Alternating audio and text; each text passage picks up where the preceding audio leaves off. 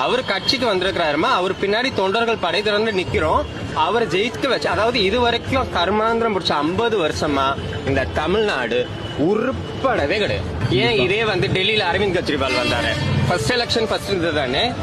அண்ணா வந்தாரு, அண்ணாவது ஓகே பேக்ல இருந்து வந்தாரு. எம்ஜிஆர் எப்படி வந்தாரு, ஃபேஸ் பண்ண ஃபர்ஸ்ட் எலெக்ஷன் தானே.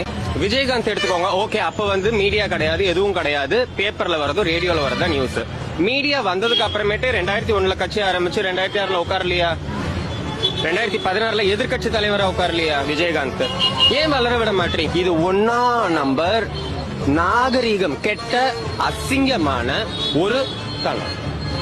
தன்னுடைய கணவனுக்கும் மனைவிக்கும் அந்தரங்கத்துல சமீபத்துல டைவர்ஸ் ஆனவங்க யாரும் சாதாரணமானவங்க கிடையாது. ஜிவி பிரகாஷ் அவங்க ஒய்ஃப் கிட்ட கேட்டீங்களா? அவங்க இந்த மாதிரி இன்டர்வியூ எடுத்தீங்களா?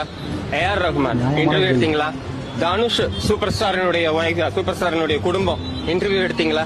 Why should this is to a person? கணவன் மனைவிக்கு நடுவில் உள்ள ஒரு பர்சனல் தானே.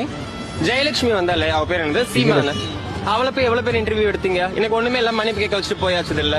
எதுக்கு மீடியா இதை ஊதுறீங்க? எதுக்கு அரசியல்வாதிங்க இதுல குளிர்காயிறீங்க? இப்ப ஏன் சொல்லணும் இவ்வளவு நாள் இல்லாம? இவங்க பண்ற கூத்து அந்த ஆளை வளர விடக்கூடாது, வரவனை வேர்லயே அழிச்சிடணும். தைரியமா போய் ஃபேஸ் பண்றான் ஒருத்தன், தைரியமா நின்னு பேசுறான்.